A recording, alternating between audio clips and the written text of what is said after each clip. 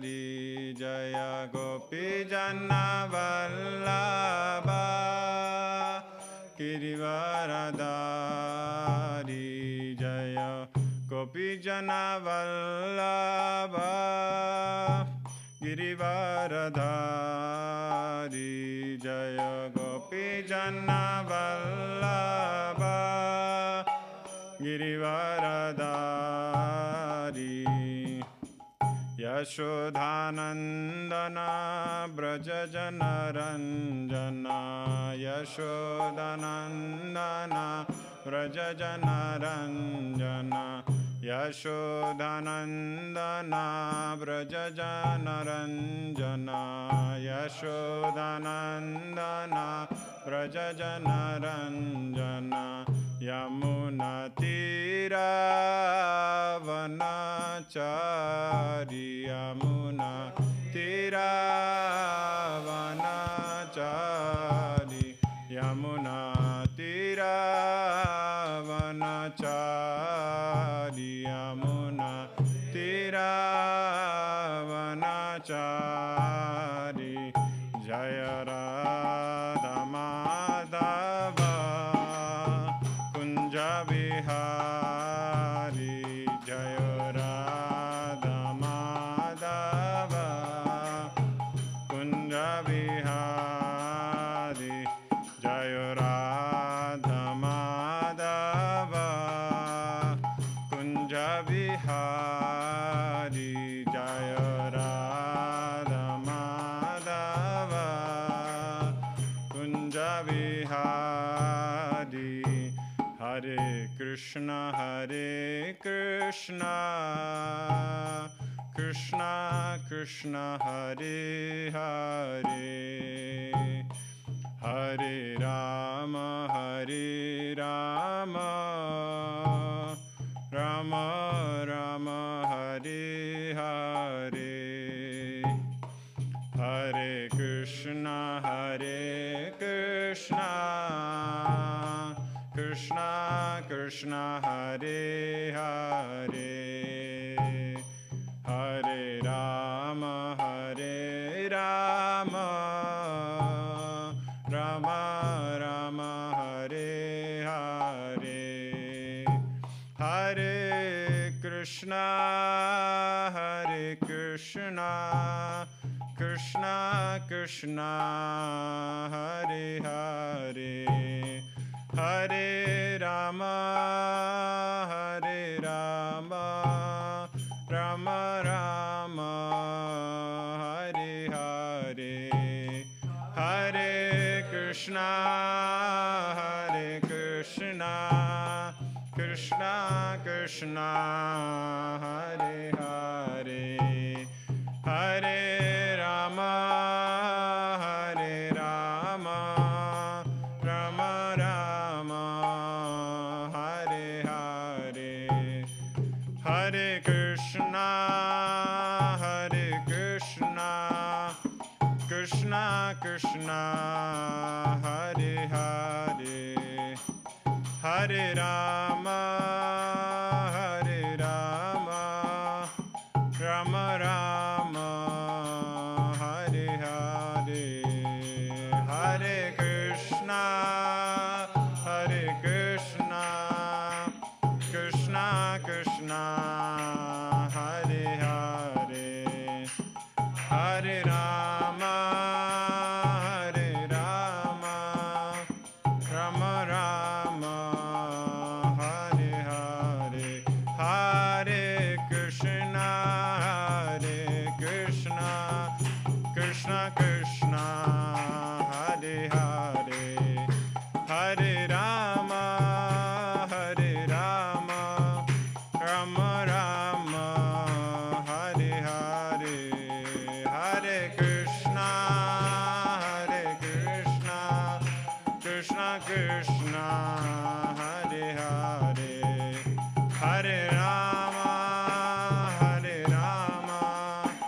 Rama Rama Hare Hare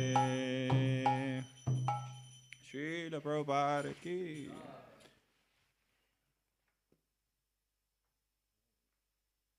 Om Namo Bhagavate Vasudevaya.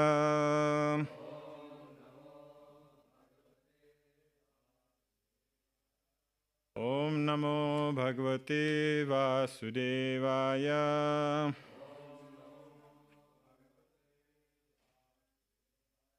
Om Namo Bhagavate Vasudevaya.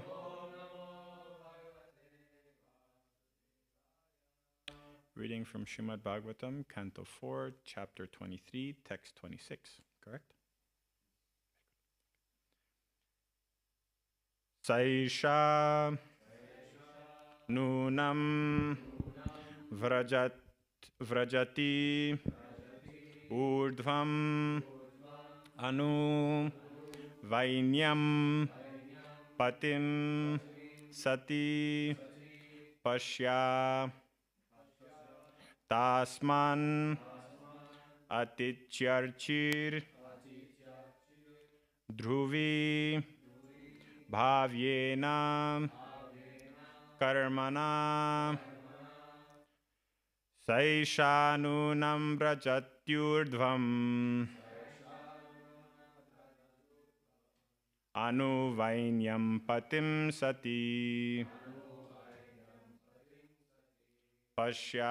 Pashyatasman Atitcharchir Durvi Bhavyena Karmana Saishanunam Vrajatyurdhvam Anuvainyam Patim Sati Pashyatasman Atityarchir Durvibhavyena Karmana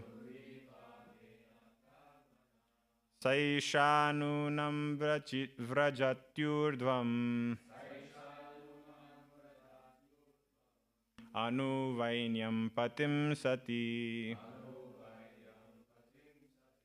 Pashyatasman Atityarchir Durvibhavyena Karmana.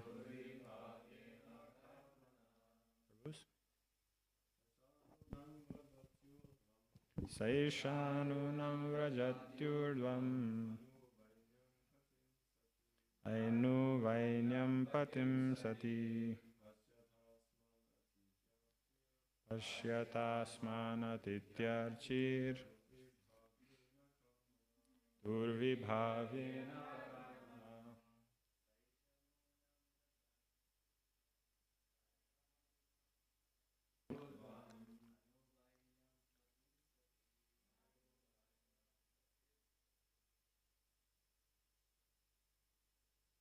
Pashyatasman Atityarchir Durvibhavyena Karmana Saishanunam Vrajatyurdhvam Anunainyam Patim Sati Pashyatasman Atityarchir Durvibhavyena Karmana. Mataji? Saishanunam Vrajatyurdhvam Anuvainyam Patim Sati Tasmatityarchir Durvibhavyena Karmana. Okay, word for word. Sa, she, Esha, this, Nunam, certainly, Vrajati, going, Urdhvam, upward, Anu, following, Vainyam, the son of Vena, Patim, husband, Sati, chaste, Pashyata, just see. Asman, us. Atitya, overpassing. Archi, of the name of Archie. Dhurvibhavyena, by inconceivable. Karmana, activities. Interesting how it says Vainyam, no? Son of Vena. Son. Okay, translation. The wives of the demigods continued. Just see how this chaste lady, Archie, by dint of her inconceivable pious activities, is still following her husband upwards, as far as we can see. Purport by His Divine Grace, A.C. Bhaktivedanta Swami Srila Prabhupada Ki. Sorry. Both Prithu Maharaj's airplane and the airplane carrying Queen Archie were passing out of the vision of the ladies of the higher planetary systems. These ladies were simply astonished to see how Prithu Maharaj and his wife achieved such an exalted position. Although they were the wives of the denizens of the higher planetary system, and Prithu Maharaj was an inhabitant of the inferior planetary system, the Earth, the king, along with his wife, passed beyond the realms of the demigods and went upwards to Vaikuntha Loka. The word urdhvam, upwards, is significant here, for the ladies speaking were from the higher planetary systems, which include the moon, sun, and Venus, up to Brahmaloka, or the highest planet. Beyond Brahmaloka is the spiritual sky, and in that spiritual sky there are innumerable Vaikuntha Lokas. Thus, the word urdhvam indicates that Vaikuntha planets are beyond or above these material planets, and it was to these Vaikuntha planets that Prithu Maharaj and his wife were going. This also indicates that when Prithu Maharaj and his wife Archie abandoned their material bodies in the material fire, they immediately developed their spiritual bodies and entered into spiritual airplanes, which could penetrate the material elements and reach the spiritual sky. Since they were carried by two separate airplanes, it may be concluded that even after being burned in the funeral pyre, they remained separate, individual persons. In other words, they never lost their identity or became void, as imagined by the impersonalists. The ladies of the higher planetary systems were capable of seeing both downwards and upwards. When they looked down, they could see that the body of Prithu Maharaj was being burnt and that of his wife, Archie, was entering into the fire. And when they looked upwards, they could see how they were being carried in two airplanes to the Vaikuntha Lokas. All of this is possible simply by Dhurvibhavyena Karmana, inconceivable activity. Prithu Maharaj was a pure devotee, and his wife, Queen Archie, simply followed her husband. Thus, they can both be considered pure devotees. And thus, they were capable of performing inconceivable activities. Such activities are not possible for ordinary men. Indeed, ordinary men cannot even take to devotional service of the Lord, nor can ordinary women maintain such vow of chastity and follow their husband in all respects. A woman does not need to attain high qualifications, but if she simply follows the footsteps of her husband, who must be a devotee, then both husband and wife attain liberation and are promoted to the Vaikuntha Lokas. This is evinced by the inconceivable activities of Prithu Maharaj and his wife. Shrimad-Bhagavatam ki jai. Srila Prabhupada ki jai.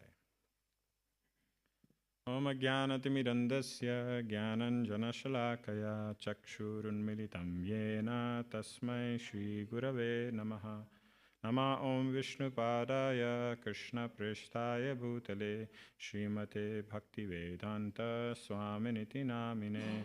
Namaste Saraswati Deve Gauravani Pracharine Nirvishesha Sunyavadi Paschatya Deshatarine Panchakalpatarubhyascha Kripa Sindhuvya Cha Patitanam Pavanebhyo Vaishnavebhyo Namo Namaha Jaya Shri Krishna Chaitanya Prabhu Nityananda Shri Advaita Gadadhara Srivasadi Gaura Bhakta Vrinda Hare Krishna Krishna Krishna Hare Hare Hare Rama Rama Rama Hare Hare Mukam Karoti Vachalam Pangulam Gayate Girim Yakripatamaham Vande Shri Gurum Dinatarinam Paramananda Madhavam Shri Chaitanya Mishwaram. Okay, in preparation for today's class, like I always do, I searched the internet for classes by other senior devotees on the same verse. And today I was very fortunate that I found two classes, one by Jayadvaita Maharaj and one by Bajranarayan Swami, who recently passed away. And what was even more interesting is the class by Bajranarayan Maharaj was given last year on Easter weekend. And so he talks a little bit about Easter, and so it was interesting. I'll bring up a lot of the things. I'll try parrot to the best of my ability what they said. But a lot of very amazing points are there in this purport, right? Number one being that even after the airplanes, right, even after they gave up their bodies, they remained individual. Prabhupada, he always brings up the personal side in every pastime, right? He never lets the impersonalists put their spin on it. And he always clearly defines, you see, another example why impersonal philosophy is useless, right? Another example, look, they didn't merge. They're separate in two different airplanes. So it's very interesting. We'll get into that a little bit more. But so this main purport, it's being described by wives, and it's talking about a wife as well. And so the main purpose that Prabhupada is bringing out is that simply by following in the footsteps of her husband, Archie was able to attain the same destination as her husband, Prithu Maharaj, right? And this we see time and time again. Now, nowadays, people would say that this is offensive. You know, how can you say that the woman's job is only to follow her husband? Or how can you say that that it's demeaning in some way, right? They should have their own identity. They should have their own purpose in life, etc., etc., etc. So many different things. But what Prabhupada is bringing out here is that each person in the family has a role to play. Each person in society has a role to play. To call someone a Shudra is considered a great insult. But Shudras are so necessary, right? In the Purusha Sukta, it clearly says that the feet of the Lord are Shudras. When you talk about the Virat Purusha, right? They get you where you need to go. They're the driving force. Imagine being super intelligent, super powerful, super wealthy, but have no legs. Would you be happy? Yeah, you couldn't get anywhere. You'd be so stranded, right? So the society needs Sudras. So to say you're a Sudra, thank you very much. Thank you. I wish I could be a Sudra, right? We shouldn't put these negative connotations onto what Prabhupada is saying. Right? We should see things as they are and be able to see things through the eyes and through the explanations of Guru, Sadhu, and Shastra. Right? So if every person in the family has a role to play, the wife has the most important role to play. Even in English, even in literature, you say that behind every great man is a great woman. Right? Anything a great man accomplished is because he had the support and he had the protection of a woman. Protection, right? Protection is what the wife gives the husband. Protection against his own mind. Protection against his bad habits. Protection against his laziness. Men are lazy. We know that.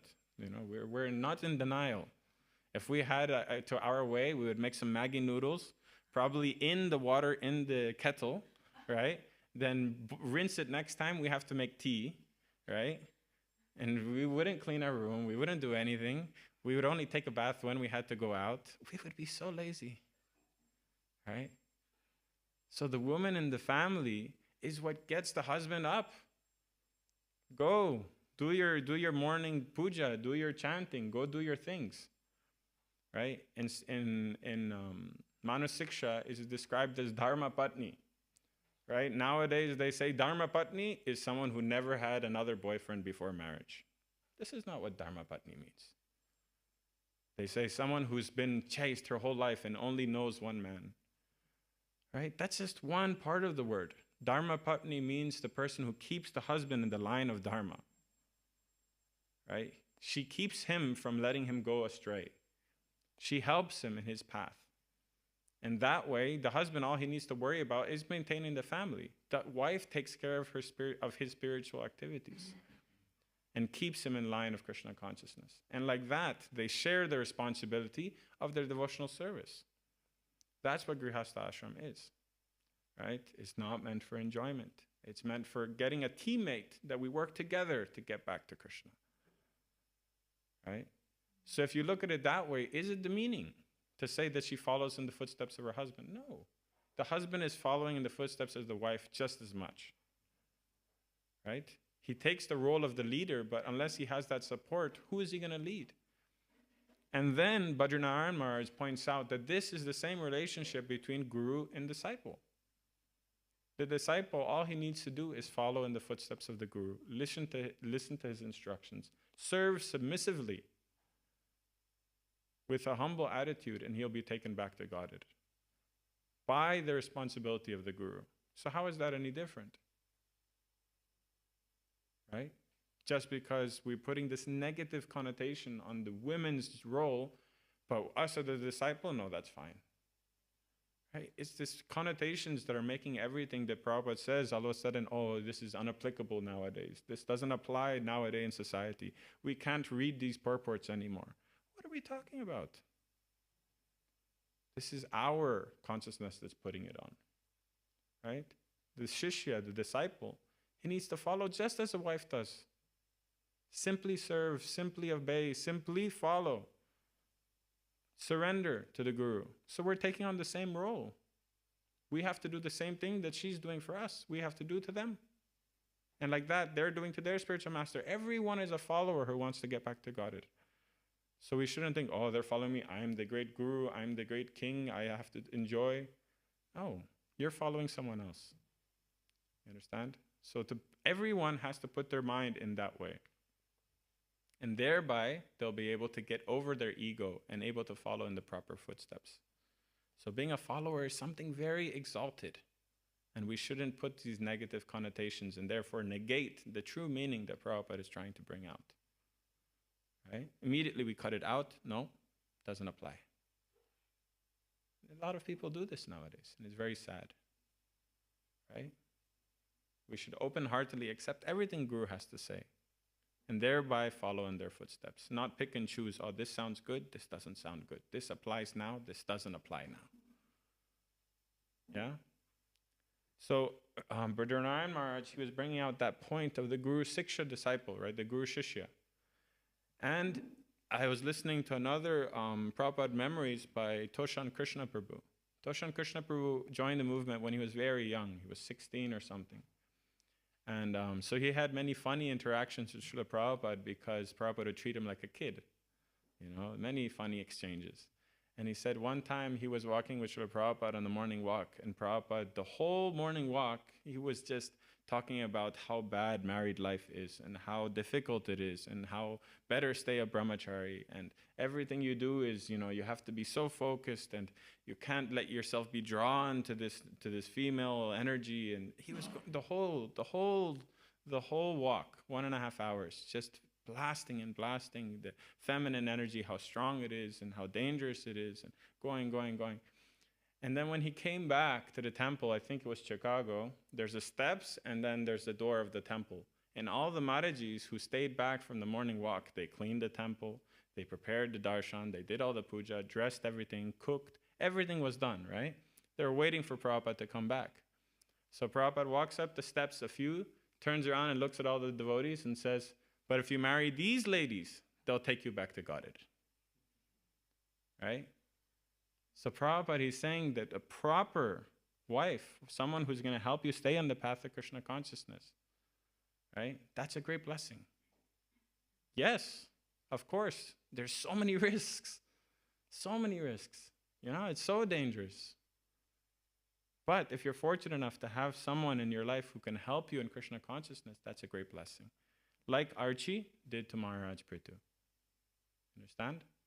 Yeah, that's why in the marriage ceremony, there's so many analogies given that let her be, and they give a list of 8, the great satis, they call them, the great wives in the universe who help their husband attain perfection, right? I don't remember all of them, but we have Savitri, we have Mandodari, right, to Ravana.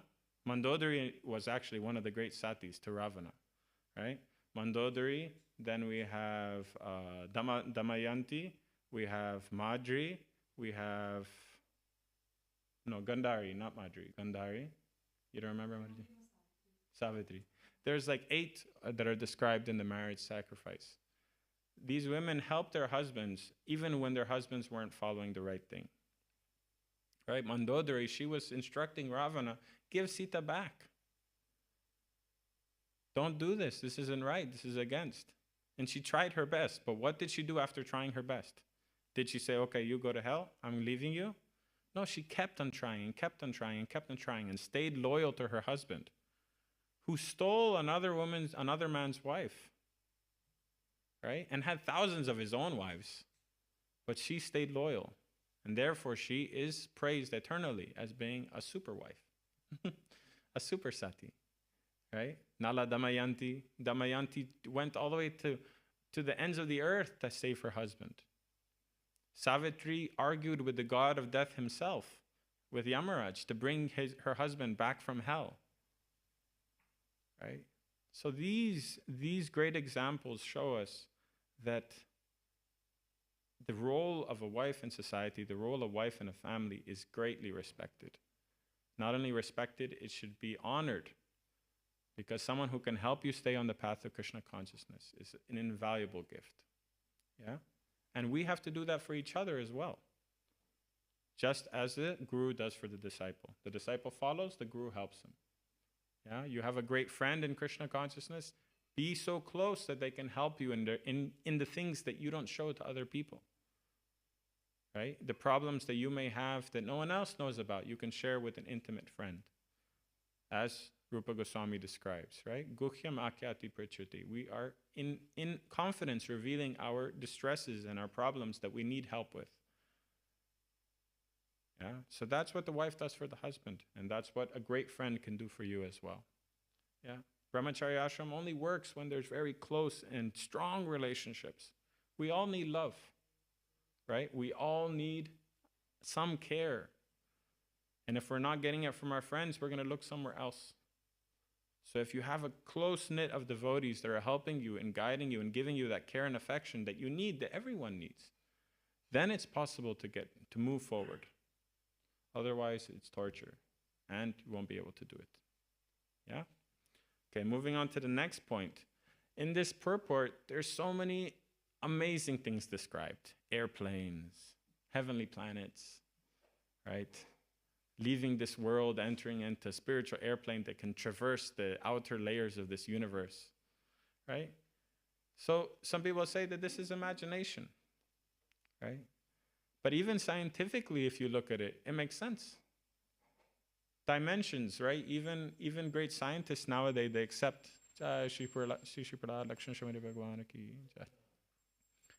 Even nowadays, they accept the idea of parallel universes. How is that any different from different universes in our explanation? That there can be other realities existing, coexisting with our one. That's the same thing that we say. Yeah, our one has little greater descriptions, right? But of course they exist. Bajranarayan Maharaj, he gives the perfect example that you imagine you have a computer. Someone who knows nothing about computers will look at the computer and say that this is a table. This is something I can put on my lap and eat from, or something I can use to hit something on the floor, right? The next person will know, okay, if I turn the tracer around, then it'll turn on. The next person, a kid, will know how to play some game on it, right? Some hacker can hack into the most intelligent, sophisticated security systems. A CIA agent could control missiles from your computer. So what's the difference?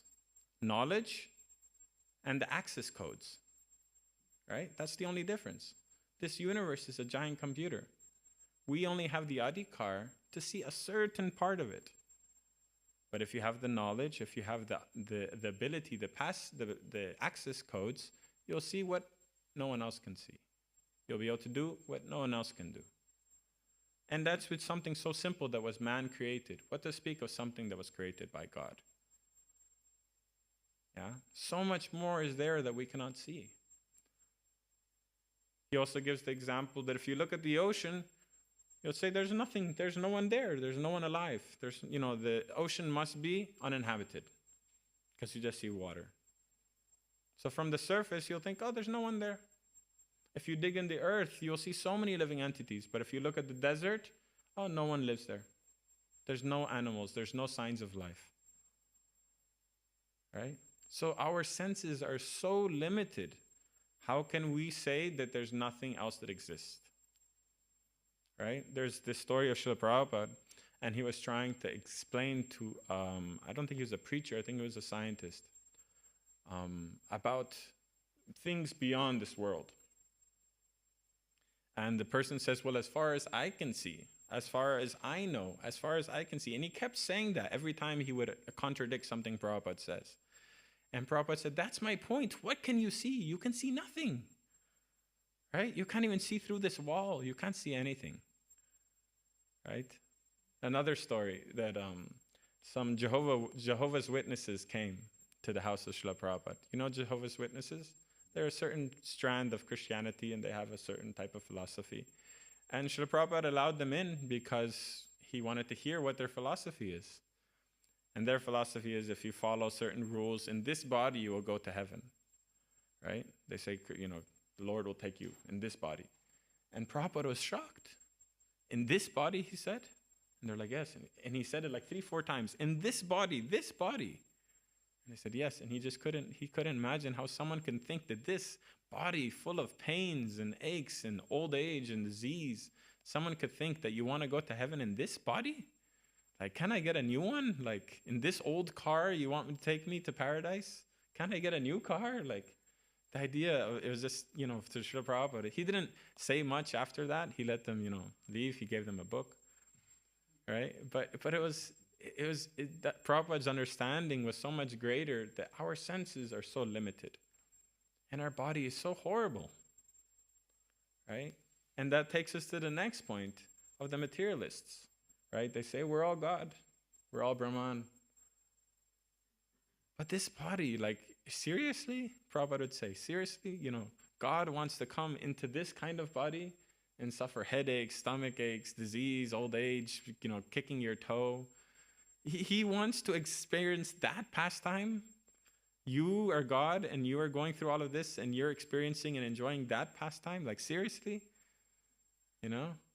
So Prabhupada here in the purport, again, he's bringing out, they remained separate.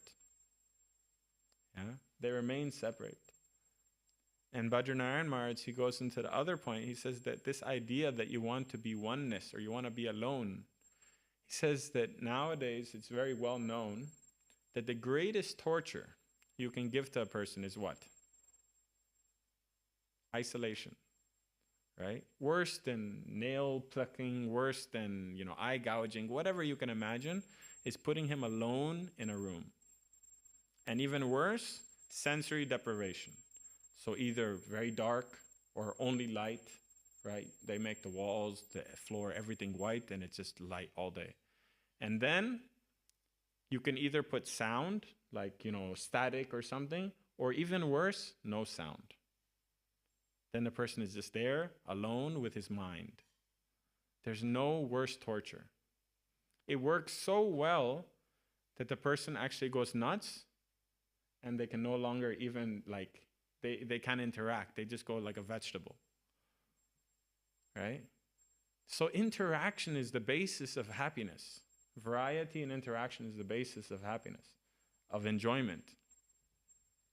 Right? So this idea that supreme oneness will be the supreme happiness is flawed even in the very, basis of it.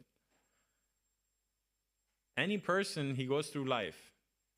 Teenage years, he's so happy, but what's the first thing he does when he gets to his teenage years? We're not talking about devotees here, but karmis. What is the first thing they do? They get friends, they get a girlfriend. Right? Yes or no? That's the first things they do because they want to have relationship. He has all the strength in his life. He's almost indestructible at that age. Barely ever gets sick. Right? And what's the first thing they look for? Interaction.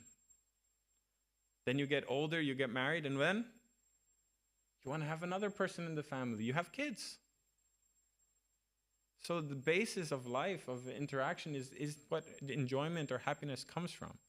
And that's why God, then we have the jiva, because he wants to interact. That's Krishna's pastimes. Atmarama, yes, Krishna's Atmarama, but he prefers to be in Goloka Vrindavan. So we can understand in the very basis of it that yes, Supreme Brahman, right, Nirvana, the enlightenment, it's a great form of happiness because it's the end of our samsara. But at some point, the living entity is going to want to interact again. And when that living entity wants to interact again, he can't go up because he has no relationship with God. Did I skip over a part? Is everybody connecting what we're talking about? So, half.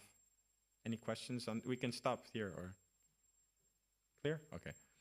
So, if you cannot go up from Brahman, means you need to come back down. And coming back down, you have to try again and again and again until you're able to develop your relationship with God. And then, like Prithu Maharaj, you'll go beyond the heavenly planets to Vaikuntha Loka. And what does Vaikuntha mean? No fear, no worries. Yeah, no worries, no kunta, no thoughts, no anxiety. Right? In the heavenly planets, there's so much anxiety. Sometimes we don't think about that. So much anxiety. Prabhupada describes that anxiety is the demons can come anytime, right? So that anxiety is there. Another anxiety is that your time will run out. Right? In the story of, what's the king? The king with his son Puru, who gives him his youth. Yeah, Yayati, right?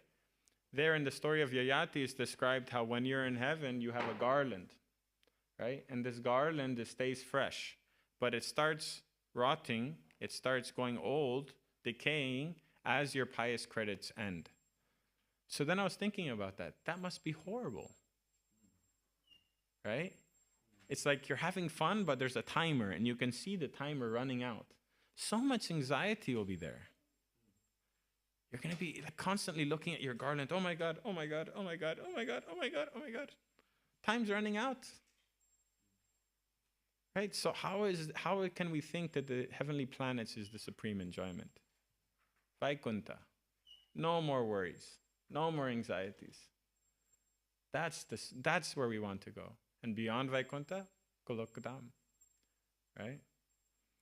So if we start thinking in these ways, we'll understand that there's so much we don't know. So much we don't know. Bajranarayan Maharaj, he also speaks about radio waves. Right? Right now in this room, if we had a radio machine, you could turn it on, and how many different songs are flying through the air right now? How many different news notices and everything? We can't see it, so we say it doesn't exist. But if you have the right device, you can connect to this, everything that's here, right? Sometimes people say, I don't know, they say that sometimes when a song randomly comes into your head is because it's in the radio waves flying around. I don't know how true that is. Huh? Sometimes to me it happens very often. I'm like, where did that come from? Right? But there's so many things going around in the air right now and we don't see it. So why can't there be other beings also that we cannot see? Why can't there be other realms that we cannot see as well? There's so much everywhere that we can understand. There's so much that's happening today that, 70 years ago they thought was a fairy tale. If you told someone 70 years ago that you would have a device in your pocket that you could call someone on the other side of the world for free, would they believe you? That you would be able to see them in the device and interact with them? That you'd be able to film someone and all this would weigh this much? Unimaginable. right? So this is what Prabhupada is bringing out time and time again, that our senses and our intelligence is so limited. And so we have to be very careful that even on a subtle level, we don't start negating things that Prabhupada gives in Shrimad-Bhagavatam. It's so easy that it happens without even you noticing. You'll pick out a few of the points that you believe that you want to keep, and everything else, okay, I don't really need to think about that. Right? The example of Sati burning, the wife burning herself on the pyre. It's a huge controversy, right? Ever since the time of the British. Yeah, of course, it was misused, it was misdone, it was forced. So many horrible atrocities happened in the name of Sati, right?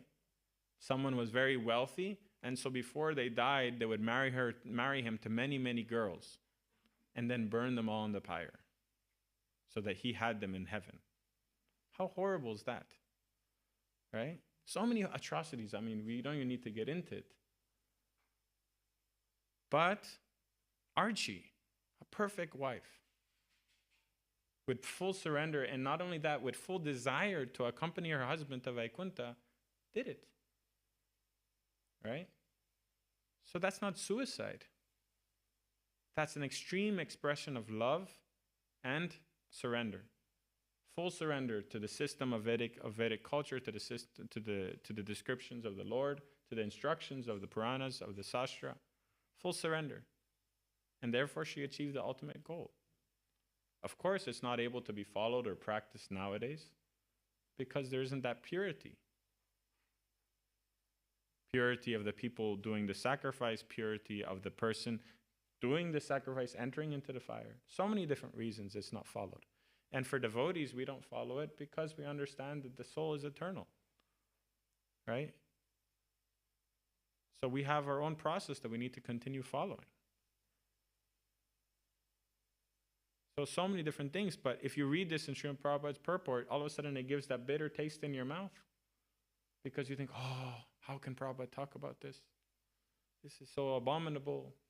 Even on a subtle level, there's so many things that nowadays people are starting to shy away from Prabhupada's purports. We have to be so careful that it doesn't happen to us as well. Everything that's in Prabhupada's purports is not only true, but perfect. And it's our intelligence and our misunderstanding that's putting something negative on it. And if you feel that in yourself, you must rush to correct it by reading more of Srila Prabhupada's books. By asking devotees, by asking senior devotees, by getting it explained to you. Yeah? Okay. So, one other thing that's brought out in this purport, and something Bajranarayan Maharaj speaks about in Jayadvaita Swami as well, is the importance of the Varnashram system, right? But not only the Varnashram system, but the Varnashram system in connection with Krishna. There's a story that they bring out, well, Bajranarayan Maharaj brings out, that Prabhupada was walking on a morning walk, and inside the pavement, inside the sidewalk, between the cement was one grass growing. And Prabhupada pointed at the grass with his cane, and he said, "Which demigod is this?" Right? And all the disciples were, what is Prabhupada talking about? So Prabhupada explained that one of the ways in which the denizens of the heavenly planets come back to earth when their pious activities have ended is through rain, right? Rain goes into the ground, becomes grass or vegetation. That's eaten by either humans or animals according to the karma of each individual soul. Eventually, that soul enters into the semen and then is impregnated into the female species. That's one of the ways in which the demigods come through. Right? So then you come into the question of pious activities. What is the use if it's not connected to Krishna? Do we want to go to heaven and have a garland that's running out and have fear that demons are going to come and have so many other anxieties? And then eventually at the end of it all, when your happiness runs out, you have to come back and again go through all 3,400,000 species of life to get one more chance to then go to heaven again? Right? So the futility of pious work is so obvious to us, but it's so attractive to us. So attractive. A perfect place. with perfect food and perfect partners, perfect happiness, right? And it's all about me. That's the most important part for us, right? It's not about Krishna, it's about me. I'm not sure if I want to go to Goloka Vrindavan and surrender to Krishna because I want to enjoy for me a little bit. So you're going to go to heaven? Right? This is in our mind. The attraction of about me, of it's aham mameti, this is mine, I and mine to enjoy, is so attractive that we don't even think about all the other ifs and what else's will happen. It's just about the momentary enjoyment. It's so obvious if you look at it. If you stand back and look at it, you'll see all the problems that are there. Right? There's so many enjoyments that are happening now that people are suffering so much. Right? Intoxication, any form of intoxication, meat eating, gambling, the amount of pain that comes along with just a little bit of enjoyment, so obvious and so in your face. But still, it's so difficult to give up. Right? So difficult to give up, but still, we go again and again and again and again and again and again. And that's this material world. Again and again, we're here in this body, trying again. And if we don't make the right decision, we're going to end up again in a fish, again in a plant, again in a bird, again in everything else, to once again get the human form. Prabhupada, in one class, at the end of the class, with tears in his eyes, he asks, so many lifetimes you gave for sense enjoyment. Give this one life for Krishna. Right? Just try it. What do you have to lose? If it doesn't work, you have another chance. You can go and be a fish and everything else again. And, millions, eternity you've been in this world. Just try this one time. Maybe it'll work. So that was Prabhupada's humble request. And so we should read his purports, we should read his books with trying to understand that better and better and better. Trying to give up this attachment that we have. And that will only happen if we wholeheartedly, just like Archie followed Prithu Maharaj, wholeheartedly, not picking and choosing. I like this, I don't like this, what Prabhupada said. This I don't understand, this I don't agree with. Wholeheartedly reading through the books. That's why it's study Prabhupada books, not just read. Study. So you actually think about what you're reading.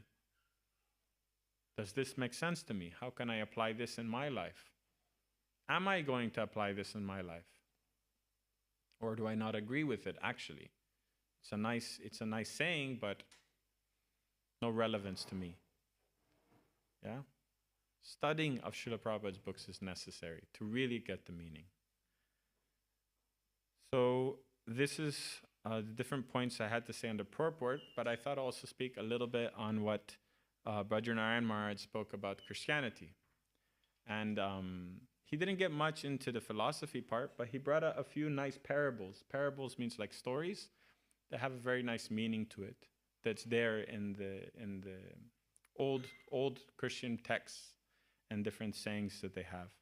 So one of them is that this man, he dies, and he goes to heaven, right? He thinks it's heaven. And there's beautiful parks and beautiful gardens and buildings, beautiful, beautiful, unimaginably, And he walks into this beautiful building, and there's all the food you can imagine. Like, you think about all the most delicious prasadam you've ever had or imagined on one giant table.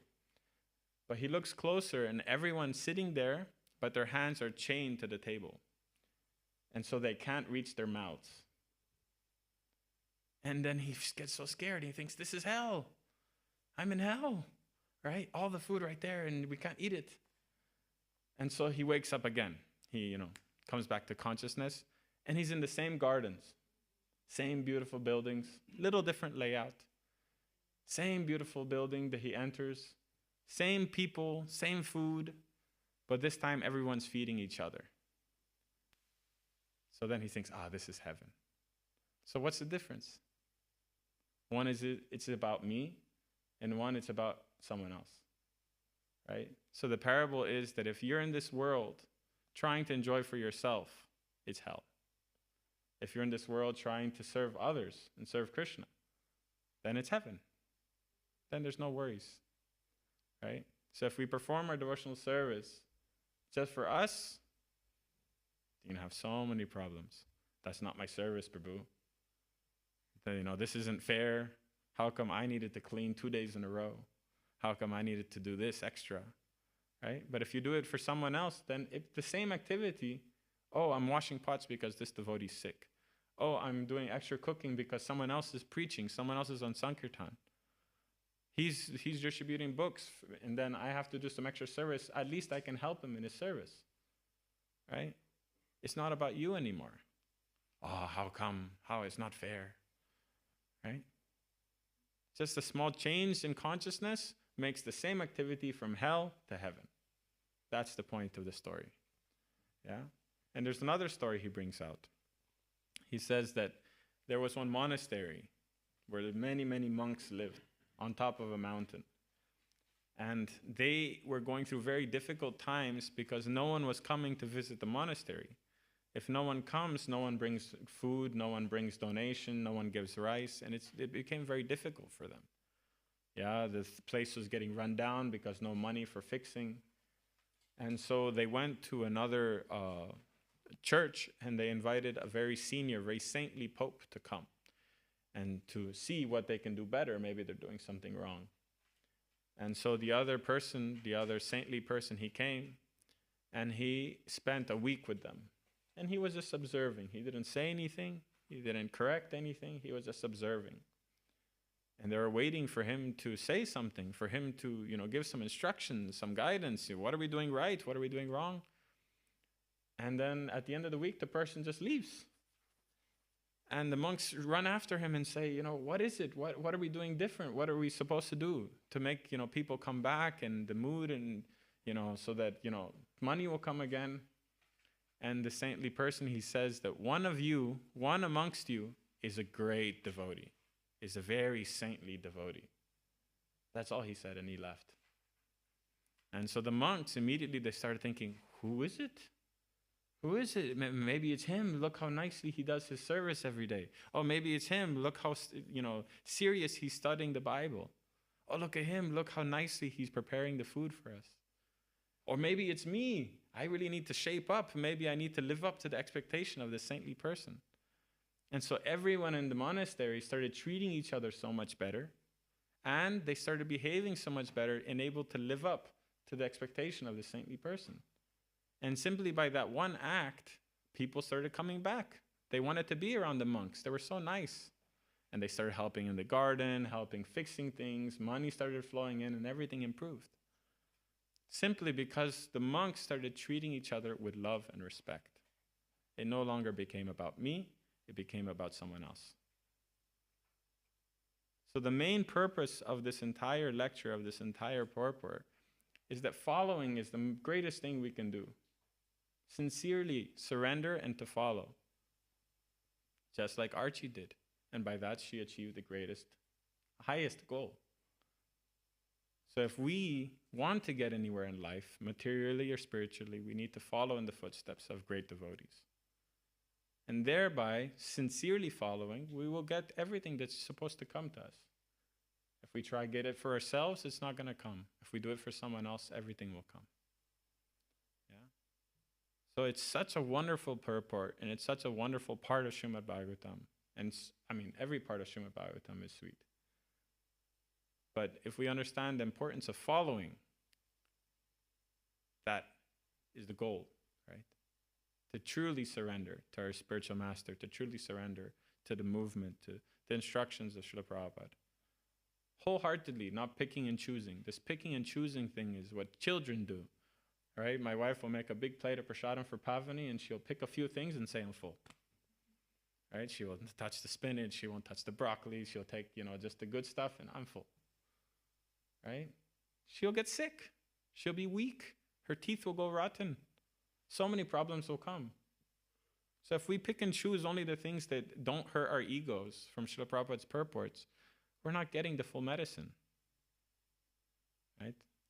You have a sore throat. So the doctor says, mix honey and ginger and black pepper and take it. We just take the honey. I'm not getting better. Of course not. Right? So you really have to start taking the reading of Srila Prabhupada wholeheartedly, and only by studying it and making sure that everything that Prabhupada says is penetrating into your heart, not only what you like, then really things will start moving. Yeah. So today I brought out a few points that some of us will read it and immediately shy away from. Oh, I don't want to get into that. That's controversial. That's something that we shouldn't be, I shouldn't preach about. I can't talk about this in a Bhakta program. No, I could give this lecture anywhere. If you explain it properly, if you put it in context. Yeah. So the problem isn't Prabhupada's books, the problem is us. The problem isn't the instructions, the problem is our misunderstanding of the instructions. Yeah. Okay. One last thing, also from Christianity. Many years ago, I don't know, 10 plus years ago, I was in class, and in English class, we had to study a poem. And I thought, this is a really cool poem. And I copied it down, and I thought, I'm never going to, at some point in my life, I'm going to bring it up in a lecture. And I was really happy that today is the day. But it's a really nice poem. It's a Christian poem, but yeah, please listen. So it says, I got up early one morning and rushed into the day. I had so much to accomplish that I didn't have time to pray. Problems just tumbled about me, and heavier came each task. Why doesn't God help me? I wondered. He answered, you didn't ask. I wanted to see joy and beauty, and the day told on gray and bleak.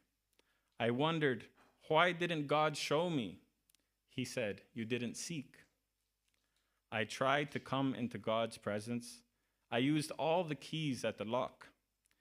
God gently and lovingly chided means said, my child, you didn't knock. I woke up early this morning and paused before entering the day.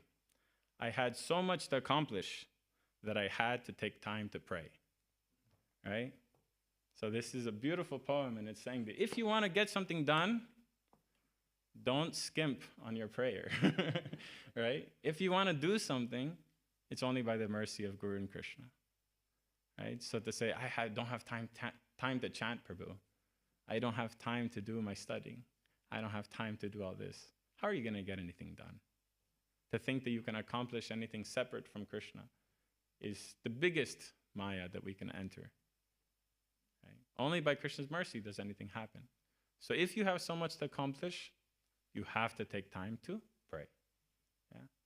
Srila Prabhupada ki, Shrimad-Bhagavatam ki. Any questions or comments, please? Yes, Ramananda Prabhu. You have the mic?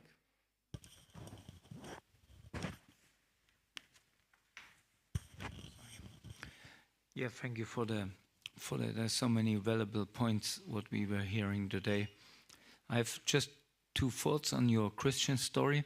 I think the first with the hell, with the people chained to the table.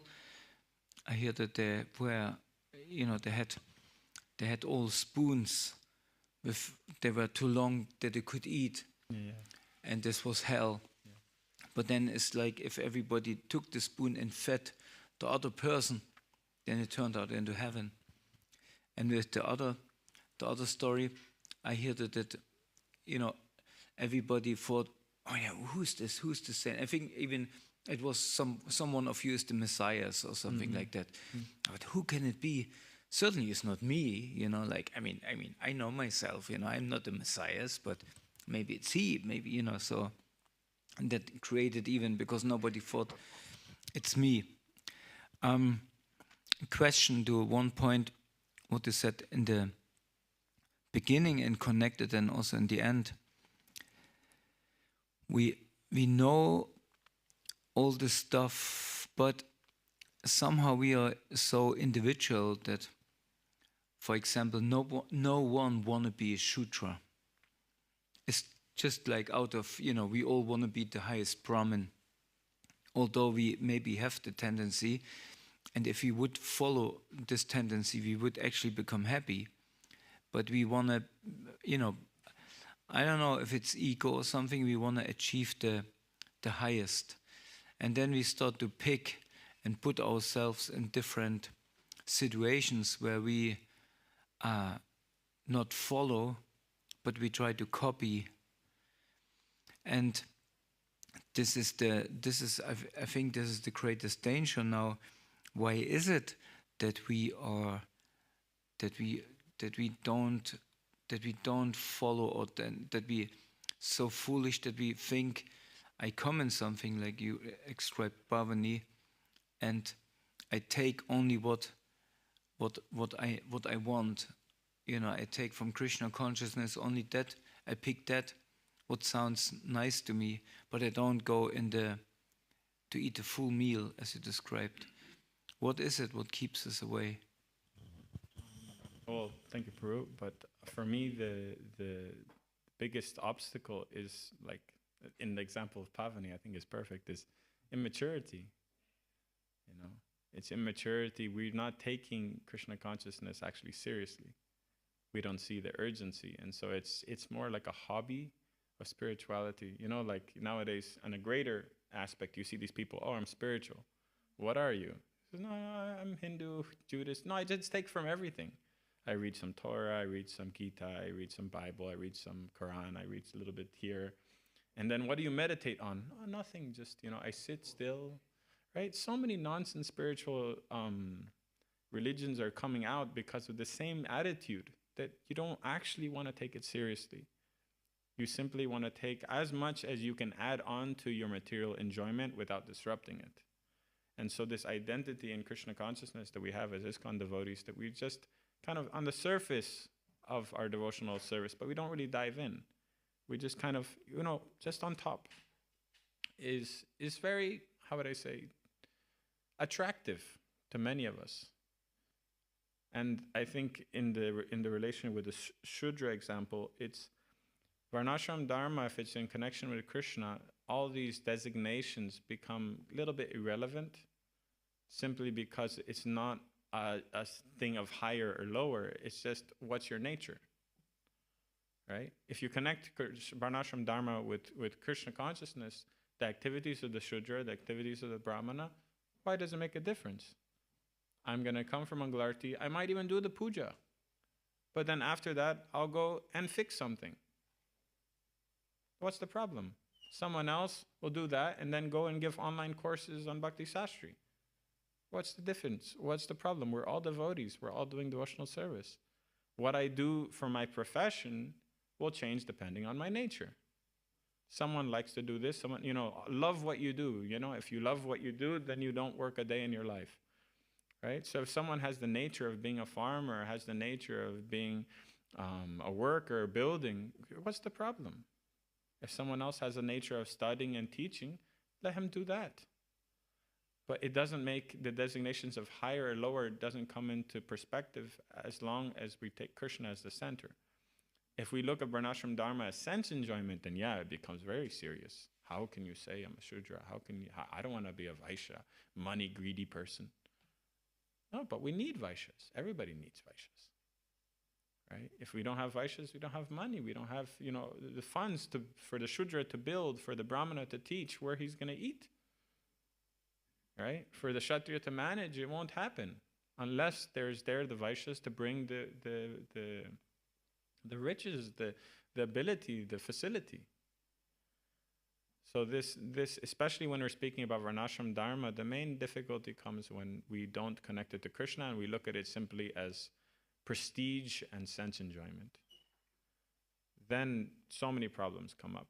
If we connect it with Krishna consciousness, then it becomes very easy.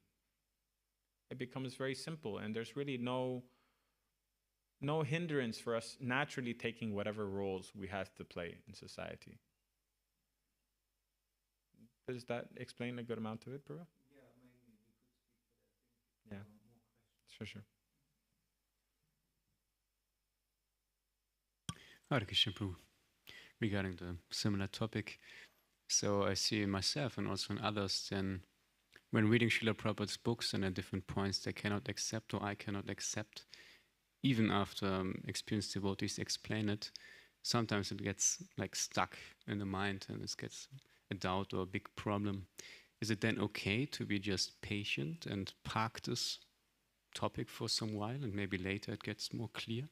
Absolutely, Prabhu. But as long as you keep thinking that the problem is my impurity, as long as you keep thinking that the problem isn't with the teacher, isn't with Srila Prabhupada's books, the problem is my inability to understand it right now because of my anarthas, because of my ahankar, because of my idea of what's right and wrong, and I think I know better, right? And so that it helps you become a better devotee rather than gets in the way, right? It's like, oh my God, I am so far away that I really need to focus on my sadhana, on my chanting, on my service to purify this anartha so I can understand this. Understand? So as long as you keep the problem with me, then that helps you in your Krishna consciousness. If you put the problem on someone else, on Srila Prabhupada or my guru or the devotees or ISKCON, then all of a sudden, oh, I'm perfect. You know, I don't need to work on myself. The problem is the book, right? So as long as yeah, many things might take years for us to understand, right? Like